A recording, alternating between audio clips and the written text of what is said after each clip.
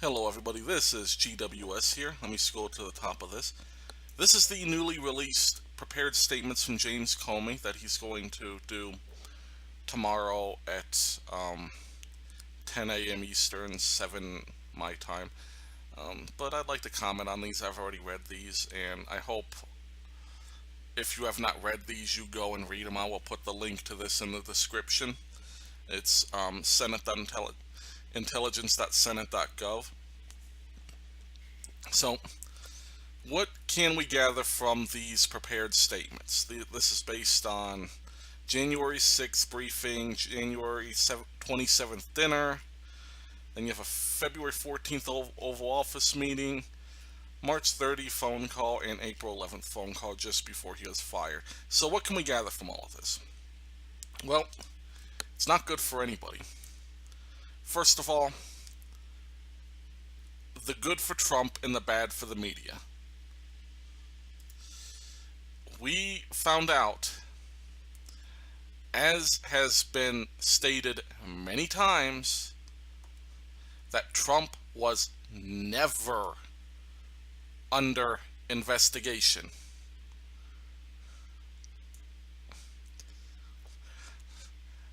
And this is the April 11th. On the morning of April 11th, the president called me and asked what I had done about his request that I get out, meaning to basically put the public word out there that he is not personally under investigation.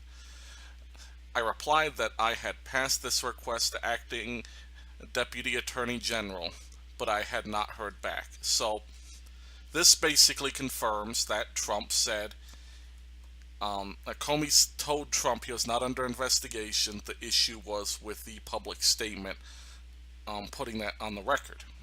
Excuse me. So that's the good part about Trump and the media. You ought to be ashamed of yourselves. You've been reporting all of this time that Trump was under FBI investigation for ties with Russia. No, he was not. Stop it with the fake news. Now, in saying all that, assuming these statements are true, this is damn incriminating on Trump. Because what this shows is that Trump repeatedly tried to tamper with acting FBI investigations on not Trump himself, but on Flynn. And repeatedly wanted the FBI to stop investigating his people and investigating, excuse me, investigating his people, yeah. So, you can't do that. That is not something, that's not a president's job, and that is stepping the line. That is obstructing justice. I do not care, what anybody's position is. And depending on what specifically is being obstructed, this could be impeachable. And if the account is as James Comey said, yeah, Trump needs to be impeached. That's just, you can't, if you show that you're willing to meddle in acting investigations to prevent your people from getting in trouble, what kind of shady stuff are you going to do if you can get by with that? Especially if you know you can get by with that. That's not a thing. You cannot do that. Now, saying that, I think the biggest person who's in trouble is James Comey himself. Because, as you can see, all this started on January the 6th. Why did Comey wait until now? Until what will be the 8th of June? 5 months later. To bring this to attention. And he says he reported the superiors, but he never reported the How many times has Comey testified before Congress since then? at least once. There's the May 3rd testimony. He was asked directly and specifically, did Trump obstruct justice? And he said, not that I'm aware. And yet, you're taking all these meticulous notes. Yes, you are aware of what Trump said on what date. And on these notes, too. Here is thing number 2 on Comey.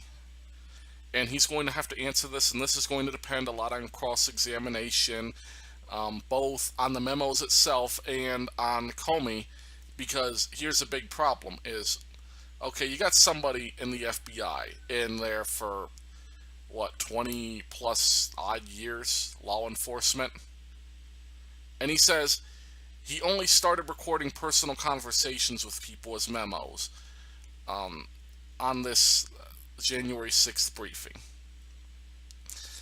And I believe even says he did the notes after. He wasn't taking notes during the meeting. So he's taking notes on recollections. So it's like, what was it? What was special about Trump that was not special about anybody else? And the reason I say this is, it's like, memos, they're not really direct evidence. It's more circumstantial. It's strong circumstantial, but it's the credibility of the memos is important. Is there a political motivation behind the memos? Because if there is, like, you gotta think about it too.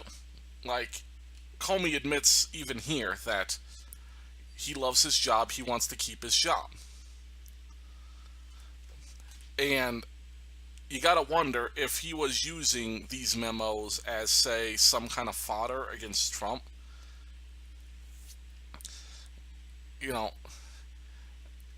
So you gotta wonder about that.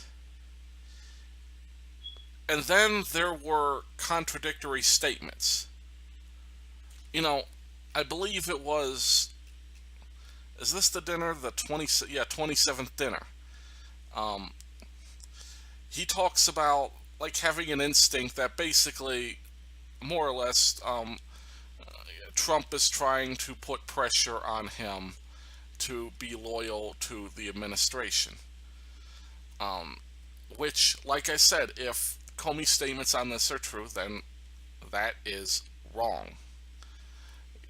It's not, it's loyalty to the country, not to the, the FBI is an independent body, and it's an independent body for a reason, so that you can investigate the president. But here's the problem. It's like, like near the end of the dinner, the president, now here it is, near the end of the dinner, the president returned to the subject of my job, saying he's very glad I wanted to stay, adding that he had heard great things about me from Jim Mathis, Jeff Sessions, and many others. Now, if you're trying to intimidate somebody, are you going to pepper them with compliments? And a lot of this is going to need to be cross-examined, ironed out. Is Comey getting Trump, even if Comey is being truthful with his memos, is he getting Trump's context correct? And, there's a lot of things. Like, what does Trump mean by loyalty? Does he mean loyalty to the position or loyalty to him? It certainly sounds like he's saying to him, but there's, especially with the follow-up stuff, a lot of it's just going to depend. We got to see the memos. We got to see him get cross-examined. But on the face of this does not look good for anybody. This does not look good for the country. That we have a bureaucracy that fails us, that will not tell the people, the ones who need to know this, through the Senate, through the House, through whoever he's testifying to, reporting more than to your top level bureaucracy and officials. Reporting to the people. Because we are the ones who need to know this. First, not last, not when it's about a PR campaign. First. Anyhow, there's not a lot else that could be said. These are prepared statements, and you're going to get a lot from cross-examination as to the credibility of these statements. And we got to see the memos.